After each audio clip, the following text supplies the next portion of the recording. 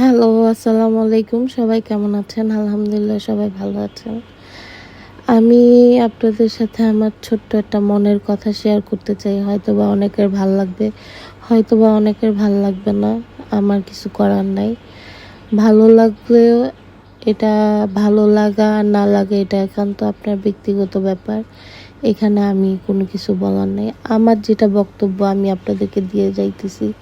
হয়তোবা একটা সময় আমি যদি না থাকি আমার এই বক্তব্যগুলা হয়তোবা আমার নাতি-পুতি যারা আছে বা আমার ফ্যামিলি মেম্বার যারা আছে হয়তোবা এগুলো শুনবে। বাংলাদেশে দেখেন কিছুদিন আগের পরিস্থিতি, কারটা কে নিবে, কে খাবে, কে মারবে, কে ধরবে, কার কি করবে, কিরকম একটা লুটপাট শুরু হয়েছে, কিরকম দেশের একটা অবস্থা হয়েছে। এই যে ছাত্র আন্দোলন, তারপর এটা মনে করেন যে একটা গেল পর্যায়ে, তারপরে এই যে দেখেন বাংলাদেশের এই যে বন্যার পরিস্থিতি গেল, ডাকাত হ্যান ত্যান কত ধরনের ঝামেলা। যাই হোক, এখন কথা হলো সব কথার এক কথা, আমরা মানুষ চাই আমরা স্বাধীনভাবে বাস করতে, স্বাধীনভাবে থাকতে। আমরা চাই যেন ভালোভাবে থাকি, কারণ আমাদের বাংলাদেশটা হলো গিয়ে ছোট্ট একটা দেশ। আমরা চাই না আমাদের দেশটাকে আমরা ধ্বংস করি, আমরা চাই না আমাদের দেশটা নষ্ট হোক, আমরা চাই না আমাদের এই দেশে আমাদের কোনো বাচ্চা কাচ্চার জীবন লাইফ যেন ধ্বংস না হোক। তো অতএব আমি চাই যেন সবাই ভালো থাকুক, সবাই সুস্থ থাকুক, এটাই।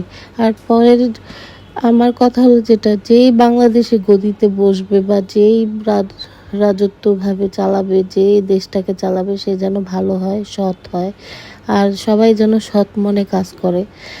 এখন বাকিটা আল্লাহ পাক জানে কার মনে কি আছে সেটা বলা যায় না, কিন্তু আপনাদের সবার কাছে আমার হাম্বল রিকোয়েস্ট, কেউ যেন দেশটার সাথে দুর্নীতি করার যেন চেষ্টা না করে। এটাই হলো কথা। আমরা দুর্নীতিমুক্ত বাংলাদেশ চাই। আমরা চাই না এই দেশে কোনো দুর্নীতি হোক, কোনো পলিটিক্সভাবে কোনো কিছুতে আমরা যেন সাধারণ মানুষ যেন এসবের শিকার যেন না হই। আমরা সাধারণ মানুষ, আমরা চাই ভালোভাবে থাকতে, ভালোভাবে বাঁচতে। আমরা হয়তো বা দেখেন এত কিছু থাকার পরও কেউ কি সাথে কিছু নিতে পারছে? নিতে পারে নাই। তো অতএব কিছু বলার নেই, বোঝার নেই।